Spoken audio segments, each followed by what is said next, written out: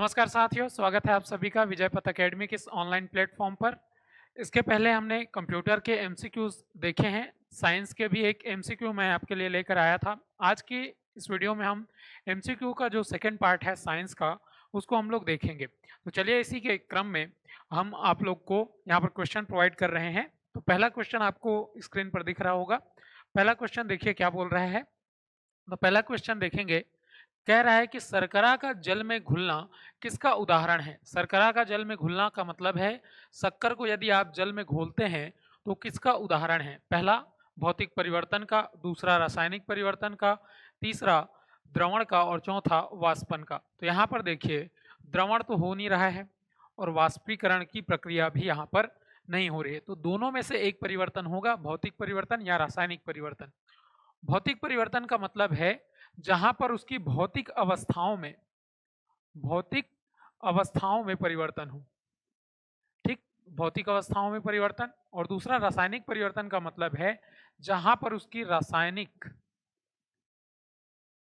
चीजों में परिवर्तन हो, जैसे उसके तत्व के अणु परमाणु, इससे संबंधित इलेक्ट्रॉन प्रोटॉन में यदि परिवर्तन हो, उनके संरचनाओं में परिवर्तन हो, तो वो सारे परिवर्तन किस में आएंगे, रासायनिक परिवर्तन। भौतिक परिवर्तन कहने का मतलब है भौतिक अवस्था, मतलब जैसे उसके आकार में परिवर्तन हो जाए, उसकी स्थिति में परिवर्तन हो जाए। स्थिति का मतलब जैसे ठोस थी द्रव बन गई, द्रव थी गैस बन गई, ये उसमें स्थिति में परिवर्तन हो रहा है। तो यहाँ पर देखिए शर्करा का जल में घुलना, शर्करा मतलब शक्कर जो है ये हमारा कैसा है, ये जब जल में घुलेगा तो जल में घुल करके ये इसका प्रसार होगा। सिर्फ क्या होगा, प्रसार होगा। शक्कर जो है वो चेंज नहीं हो जाएगा। इसे यदि आप वाष्पीकरण करते हैं तो फिर से आपको पुनः शक्कर इसमें प्राप्त हो जाएगा। इसलिए शर्करा का जल में घुलना जो है ये हमारा भौतिक परिवर्तन होगा। जो ऑप्शन ए में दिया गया है ये सही आंसर आपका हो जाएगा। चलिए बढ़ते हैं नेक्स्ट क्वेश्चन में। नेक्स्ट क्वेश्चन क्या है, नेक्स्ट क्वेश्चन कह रहा है पौधों में तुरंत उपयोग न होने वाले कार्बोहाइड्रेट किस रूप में संचित होते हैं। देखिएगा, आप जब भोजन लेते हैं, मतलब जैसे आप भोजन करें, मनुष्य अगर भोजन करता है तो मनुष्य जब भोजन करता है तो क्या होता है, भोजन से उसको क्या मिलती है, ऊर्जा मिलती है। और ये ऊर्जा जो है वो किस रूप में होती है, ग्लूकोज के रूप में। क्या, ग्लूकोज के रूप में। लेकिन इस ग्लूकोज के रूप में जो ऊर्जा मिलती है वो सारे ग्लूकोज का उपयोग मनुष्य नहीं कर लेता है। उसको वह ग्लाइकोजन के फॉर्म में क्या करता है, ये ग्लूकोज जो होता है इसका कुछ भाग वह ग्लाइकोजन के फॉर्म में क्या करता है, सेव कर लेता है, और जिसको वह बाद में उपयोग में लाता है किसी भी काम को करते टाइम। जिसके लिए ऊर्जा चाहिए वो पहले किस में होता है, ग्लूकोज के रूप में, और ग्लूकोज बहुत सारे मिल जाते हैं तो कौन सा हो जाता है, ग्लाइकोजन, मनुष्य के लिए। ठीक, उसी तरीके से पौधों की यदि बात की जाए तो पौधे जो है ये भी अपना पोषण करने के लिए क्या बनाते हैं, खाना बनाते हैं। और पोषण करके जब ये बनाते हैं तो कुछ ऊर्जा को तो ये क्या कर लेते हैं, तुरंत उपयोग में लाते हैं। और जो बाकी चीजें हैं जिनको वो स्टोर करके रखते हैं, जिसको काम आने पर वो यूज करें, तो उसको ये क्या कर लेते हैं, स्टार्च के रूप में, स्टार्च स्टार्च के रूप में क्या कर सकते हैं, ये यहां पर याद रखेंगे, स्टार्च के रूप में ये क्या कर लेते हैं, बदल देते हैं। उसको क्या करते हैं, स्टार्च के रूप में, याद रखेंगे, स्टार्च। ठीक, इसके फॉर्म में बदल करके ये रखते हैं। तो इसी को याद रखना है आपको, क्या रहेगा, स्टार्च रहेगा। तो ऑप्शन नंबर बी जो है इसका सही आंसर हो जाएगा, इसको आप याद रखेंगे। ठीक, चलिए बढ़ते हैं इसी में नेक्स्ट क्वेश्चन में। हमारे नेक्स्ट क्वेश्चन हमारा क्या कह रहा है, देखिए थर्ड नंबर का क्वेश्चन क्या है। देखिए, तो यहाँ पर मैंने बताया कि आपको अमीटर का जो प्रतिरोध है, क्या, अमीटर अमीटर का प्रतिरोध या आदर्श अमीटर का प्रतिरोध कितना होना चाहिए, शून्य होना चाहिए, ताकि ये क्या कर सके, बाकी जो धारा प्रवाहित होती है उसको यह ठीक तरीके से माप सके। इसके अलावा जो वोल्ट मीटर दिया गया है, इस वोल्ट मीटर को विभव मापी भी कहा जाता है। विभव मापी भी कहा जाता है। विभव मापी का मतलब है दो चीजों के बीच वोल्ट को मापना या विभवांतर को मापना। तो वोल्ट मीटर का प्रयोग किसके लिए किया जाता है, वोल्टेज को मापने के लिए किया जाता है, इसको याद रखेंगे। और आदर्श वोल्ट मीटर का जो प्रतिरोध है वो कितना होना चाहिए, तो ये अनंत होना चाहिए, ये याद रखेंगे आप लोग। इसको क्वेश्चन में हमेशा पूछा जाता है। गैल्वेनोमीटर, गैल्वेनोमीटर जिसको कहते हैं हम धारामापी वगैरह के रूप में उपयोग किया जाता है। तो जब किसी परिपथ में धारा बह रही है या नहीं, इसको चेक करना है, तो उसके लिए क्या करते हैं, गैल्वेनोमीटर का उपयोग करते हैं। चलिए इसी में बढ़ते हैं हम लोग नेक्स्ट क्वेश्चन में। नेक्स्ट क्वेश्चन हमारा क्या है, देखिए, किस धातु की विद्युत चालकता सबसे अधिक होती है? दिया गया है तांबा, सोना, चांदी या एल्युमिनियम। आप लोग इसका आंसर ये बोलेंगे कि सर तांबा होता है, ऐसा बोल देंगे, क्योंकि आप जनरली ये देखते हो कि जो तार वगैरह बनाए जाते हैं वो किसके बनाए जाते हैं, तांबे के बनाए जाते हैं। सोने का बनता नहीं है, चांदी का नहीं बनता है, और एल्युमिनियम का भी तार बनाया जाता है। लेकिन इसमें आपको ये ध्यान देना पड़ेगा कि जो विद्युत चालकता सबसे अधिक होती है वो होती है हमारे पास चांदी की विद्युत चालकता सबसे ज्यादा होती है। लेकिन अब देखिए, चांदी का तार बनाएंगे भाई और लगा देंगे मान लो तारों में, पता चला रात को चांदी का तार ही चोरी हो गया पूरा। ठीक है, तो इस नाम से याद रखेंगे हम लोग किसका उपयोग करते हैं, तांबे का, एल्युमिनियम का, क्योंकि ये सस्ता पड़ता है हम लोग को। ठीक, तो इसलिए याद रखना इसका जो सही आंसर होगा वो इसका क्या हो जाएगा, करेक्ट आंसर जो होगा वो हमारा कौन सा है, ऑप्शन नंबर सी। चलिए बढ़ते हैं इसी में नेक्स्ट क्वेश्चन में। नेक्स्ट क्वेश्चन हमारा क्या कह रहा है, देखिएगा, 5वें नंबर का क्वेश्चन कह रहा है कि आवर्त सारणी की क्षैतिज पंक्तियां क्या कहलाती हैं? देखिए, क्षैतिज पंक्तियों के बारे में पूछा गया है। तो जब आवर्त सारणी में आप जाएंगे तो इस तरीके से आवर्त सारणी होती है। ठीक, ये यहां पर, तो यहां पर देखेंगे क्षैतिज रो कहने का मतलब ये वाला रो को पूछ रहा है ये, कि इसको क्या बोलते हैं, कि जो लेफ्ट टू राइट चल रही है इसका क्या होता है। ठीक, इसको क्या बोलते हैं। और एक होती है ये क्षैतिज लाइन, ये वाली, मतलब ऊर्ध्वाधर लाइन, तो इसको क्या बोला जाता है, ये पूछा गया है क्षैतिज लाइन को। तो क्षैतिज लाइन को आप लोग याद रखेंगे, जो ऊर्ध्वाधर लाइन है इस तरीके से खड़ी लाइन, इसको हम लोग बोलते हैं समूह या वर्ग बोलते हैं इसी को। ठीक, और एक जिसको हम लोग बोलते हैं ये वाली लाइन जो ऐसी दिख रही है, इसको बोला जाता है आवर्त। किसको, आवर्त। याद रखेंगे आवर्त सारणी में सबसे, मतलब अभी तक कितने हैं, 118 तत्व है, और इन 118 तत्वों को एस, पी, डी और एफ ब्लॉक में क्या किया गया है, बांटा गया है, जिसमें एस ब्लॉक के तत्व जो हैं वो दो, यहाँ पर वर्ग जो हैं ये एस ब्लॉक के अंतर्गत आता है। ठीक, इसके बाद यदि हम लोग बात करें एस पी डी एफ की, तो ये भी इसी में बांटे गए हैं विभिन्न समूहों में, जिनमें 118 तत्वों को सम्मिलित किया गया है। इसको याद रखेंगे तो इसका ऑप्शन नंबर बी जो है ये इसका सही आंसर हो जाएगा। चलिए बढ़ते हैं नेक्स्ट क्वेश्चन में। नेक्स्ट क्वेश्चन हमारा क्या कह रहा है, देखिए, 6वें नंबर का क्वेश्चन कह रहा है कि निकट दृष्टि दोष का इलाज किस लेंस से किया जाता है? किसे, निकट दृष्टि दोष, निकट दृष्टि दोष कहा जा रहा है। तो याद रखेंगे पहले निकट दृष्टि दोष के बारे में जान लेते हैं। निकट दृष्टि दोष, तो निकट दृष्टि दोष में क्या होता है, निकट की वस्तु, निकट की वस्तु क्या होती है, साफ नहीं दिखाई देती, साफ नहीं दिखाई देती। ठीक, याद रखेंगे। इसको दूसरे नाम से भी जाना जाता है जिसको कहा जाता है मायोपिया। क्या किया जाता है, मायोपिया।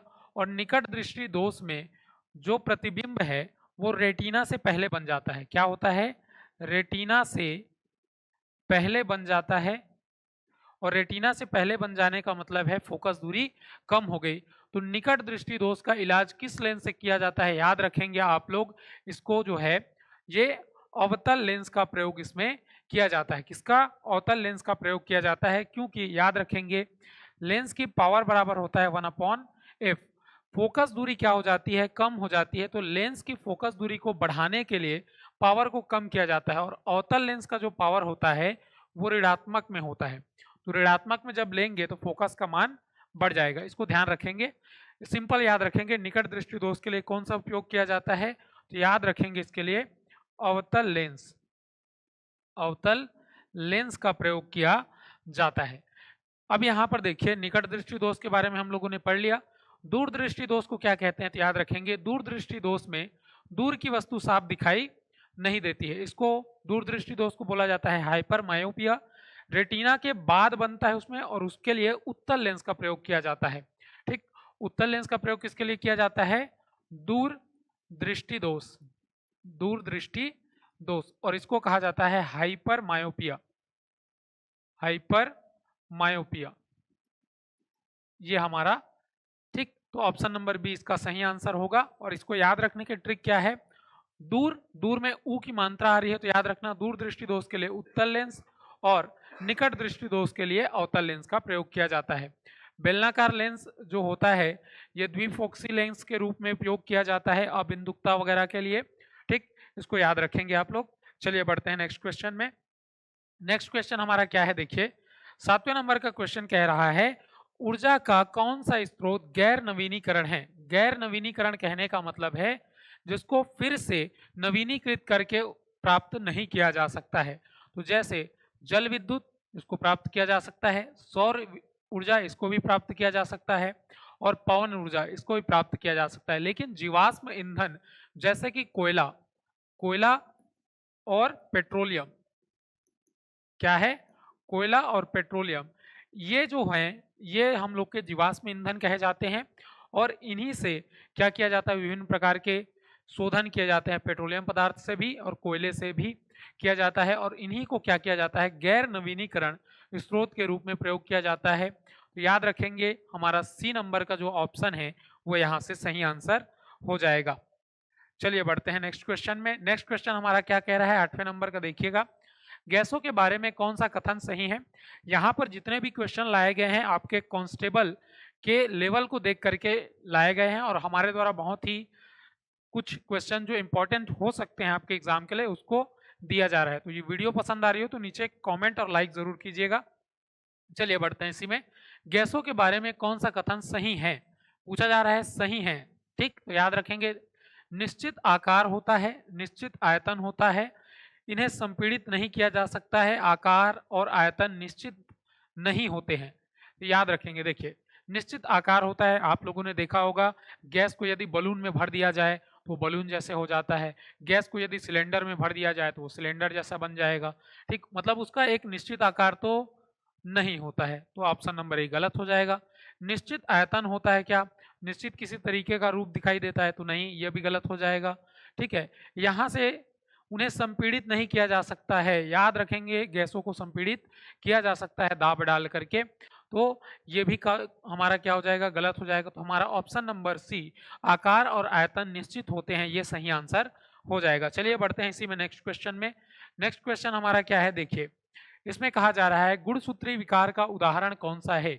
मधुमेह, डाउन डाउन सिंड्रोम, तपेदिक और एनीमिया, ठीक है। एनीमिया जो होती है ये क्या होता है, जब शरीर में खून की कमी हो जाती है तब एनीमिया जो होता है वो होता है, ठीक है। तपेदिक का मतलब आपका बुखार से है, जब ज्यादा तेज बुखार होता है उसको तपेदिक कहते हैं। मधुमेह जो है, ये मधुमेह क्या हो जाता है, जब शरीर में इंसुलिन की मात्रा बढ़ जाती है तब क्या होता है, मधुमेह रोग उत्पन्न हो जाता है। तो यहाँ से याद रखेंगे डाउन सिंड्रोम जो होगा इसका सही आंसर होगा। और याद रखेंगे ये 21 जोड़े या जिसको ट्राइसोमी ट्राइसोमी 21 कहा जाता है, इसके कारण से ये होता है, ठीक है। इसको याद रखेंगे आप लोग, ठीक। चलिए बढ़ते हैं इसी में नेक्स्ट क्वेश्चन में। नेक्स्ट क्वेश्चन हमारा देखिए 10वें नंबर का क्वेश्चन। 10वें नंबर का क्वेश्चन क्या कह रहा है, शारीरिक विकास को नियंत्रित करने वाला हार्मोन किस ग्रंथि से स्रावित होता है। एक बोल रहा है थायराइड, दूसरा पिट्यूटरी ग्लैंड, और तीसरा बोल रहा है अधिवृक्क और अग्नाशय। याद रखेंगे शारीरिक विकास को बोल रहा है कि शरीर का जो विकास होता है उसको नियंत्रित करने वाला हार्मोन किस ग्रंथि से स्रावित होता है, ठीक। ग्रंथि बोल रहा है, ठीक। याद रखेंगे अग्नाशय जो है एक मिश्रित ग्लैंड है, अधिवृक्क जो होता है वो वृक्क में पाया जाने वाला है, पिट्यूटरी ग्लैंड या थायराइड ग्लैंड जो होता है वो हमारे गले के पास मिलता है, कौन सा, थायराइड ग्लैंड। और पिट्यूटरी ग्लैंड जो है ये इसका सही आंसर होगा, जो कि शारीरिक विकास के लिए महत्वपूर्ण होता है, ठीक। चलिए अब इसी में नए क्वेश्चन को देखते हैं। नया क्वेश्चन हमारा क्या है, विद्युत चुंबकीय तरंग का उदाहरण कौन सा है। देखिए विद्युत चुंबकीय उदाहरण कौन सा है, यहाँ पर यदि बात करें तो ध्वनि तरंग, जल तरंग और रक्त किरणें और भूकंपीय तरंग, इसकी बात कर रहे हैं। तो याद रखेंगे विद्युत चुंबकीय तरंग का उदाहरण कौन सा है, तो इसको देख लेंगे। विद्युत चुंबकीय तरंग, यहाँ पे पढ़ लेते हैं, विद्युत चुंबकीय तरंग। और विद्युत चुंबकीय तरंग का मतलब है ऐसी तरंग जिनको चलने के लिए माध्यम की आवश्यकता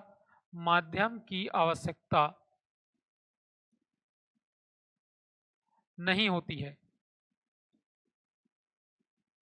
माध्यम की आवश्यकता नहीं होती है। ठीक, इसको ध्यान में रखेंगे। और दूसरी होती है एक तरंग जिसको हम बोलते हैं यांत्रिक तरंग। क्या बोला जाता है? यांत्रिक तरंग। ठीक, तो यांत्रिक तरंग को क्या होता है, इसके माध्यम की आवश्यकता होती है। ठीक, तो यांत्रिक तरंगों को चलने के लिए माध्यम की आवश्यकता होती है। और यांत्रिक तरंगें दो तरीके की होती हैं। एक को बोला जाता है अनुप्रस्थ तरंग, अनुप्रस्थ तरंग जिसमें माध्यम के कणों के संचरण की दिशा और तरंग के संचरण की दिशा के क्या होती है, लंबवत होती है। एक होता है अनुदैर्ध्य तरंग, अनुदैर्ध्य तरंग। ठीक, और अनुदैर्ध्य तरंग में क्या होता है, माध्यम के कण और तरंग संचरण के दिशा दोनों की क्या होती है, एक समान होती है, तो उसको बोलते हैं अनुदैर्ध्य तरंग। अनुप्रस्थ तरंग क्या होता है, अनुप्रस्थ तरंग, इसको याद रखेंगे, अनुदैर्ध्य तरंग के अंतर्गत क्या आता है, इसके अंतर्गत आता है हम लोग का ध्वनि तरंग, ध्वनि तरंग। और ध्वनि तरंग यहाँ पर दिया हुआ है, देखिए ध्वनि तरंग। विद्युत चुंबकीय तरंग तो नहीं होती है क्योंकि ये यांत्रिक तरंग है, ये कट जाएगा हमारा। जल तरंग, ये भी क्या होता है, एक अनुप्रस्थ तरंग होती है। अनुप्रस्थ तरंग जो होती है ये ठोस और द्रव दोनों के सतह पर, ये क्या है, सतह पर चलती है।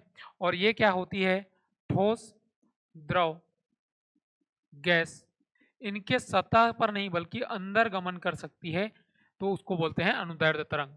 ठीक है, अनुप्रस्थ तरंग में क्या होता है, ठोस और द्रव की सतह पर। तो जल पर उत्पन्न होने वाली तरंगे कौन सी है, अनुप्रस्थ तरंगे। भूकंपी तरंगे, भूकंप मतलब पृथ्वी के पर उत्पन्न होती है, तो ये भी नहीं होगा। अवरक्त किरणें क्या होगी, इसकी क्या होगी, सही आंसर होगी विद्युत चुंबकीय तरंगों के अंतर्गत।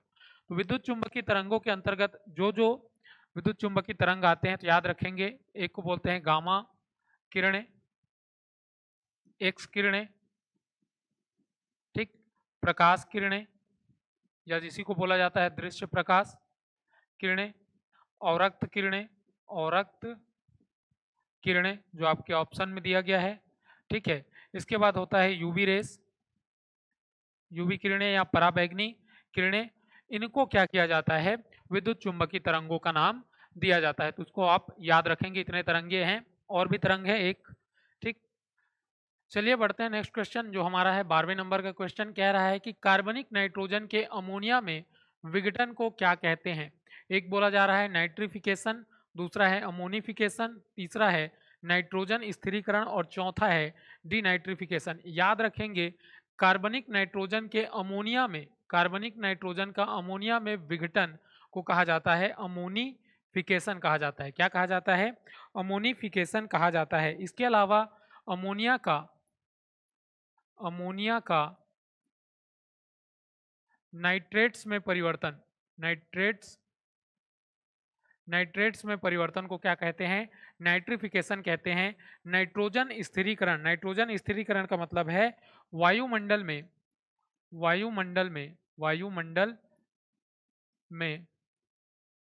नाइट्रोजन का अमोनिया में परिवर्तन। किसका, अमोनिया में परिवर्तन। ठीक, तो इसको आप लोग याद रखेंगे। चलिए बढ़ते हैं नेक्स्ट क्वेश्चन में। नेक्स्ट क्वेश्चन हमारा क्या है, 13वें नंबर का क्वेश्चन है, जिसमें कहा जा रहा है मस्तिष्क का कौन सा हिस्सा श्वसन और हृदय गति नियंत्रित करता है। श्वसन और हृदय गति को कौन नियंत्रित करता है, ये पूछा जा रहा है। तो याद रखेंगे आप लोग, मेडुला अम्ला गेटा, या गेटा कहा गया है या गाटा, यहाँ पर याद रखेंगे मेडुला अम्ला गेटा। 13वें नंबर का क्वेश्चन का आंसर हो जाएगा ये। अब बढ़ते हैं इसी में नेक्स्ट क्वेश्चन में। नेक्स्ट क्वेश्चन हमारा क्या है, 14वें नंबर का क्वेश्चन है, जिसको कहा जा रहा है एल्युमिनियम का अयस्क कौन सा है। एल्युमिनियम का अयस्क पूछा जा रहा है कि इनमें से कौन सा है। तो याद रखेंगे, एल्युमिनियम का अयस्क कौन सा है, हमारे यहाँ बॉक्साइड भी मिलता है। और बॉक्साइड ही क्या होता है, एल्युमिनियम का अयस्क होता है, जो कि हमारे पाट प्रदेशों में पाया जाता है, छत्तीसगढ़ में। उसको याद रखेंगे आप लोग। ठीक, इसके अलावा हेमेटाइट और मैग्नेटाइट इसको याद रखेंगे तो ये क्या है, लोहे का अयस्क है, लोहे का क्या है, अयस्क है, हेमेटाइट और मैग्नेटाइट। चलिए बढ़ते हैं इसी में नेक्स्ट क्वेश्चन में। नेक्स्ट क्वेश्चन हमारा क्या है, देखिए 15वें नंबर का क्वेश्चन है, कैल्शियम ऑक्सीक्लोराइड या CaOCl2 का सामान्य नाम क्या है। ठीक है, तो CaOCl2 याद रखेंगे ब्लीचिंग पाउडर का नाम है, और ब्लीचिंग पाउडर को ही क्या कहा जाता है, कैल्शियम ऑक्सीक्लोराइड। इसको पढ़ा जाता है क्या, कैल्शियम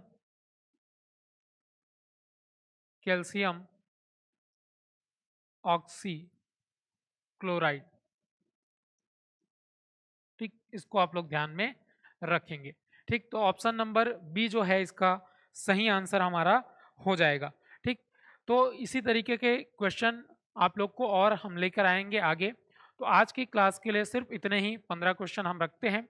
इसके बाद हम लोग जितने भी क्वेश्चन होंगे उनको आगे डील करेंगे। ठीक है, मिलते हैं नेक्स्ट सेशन में। तब तक के लिए यदि वीडियो पसंद आई है तो वीडियो के नीचे कमेंट करिए, वीडियो को लाइक कीजिए और अपने दोस्तों के साथ शेयर कीजिए। धन्यवाद।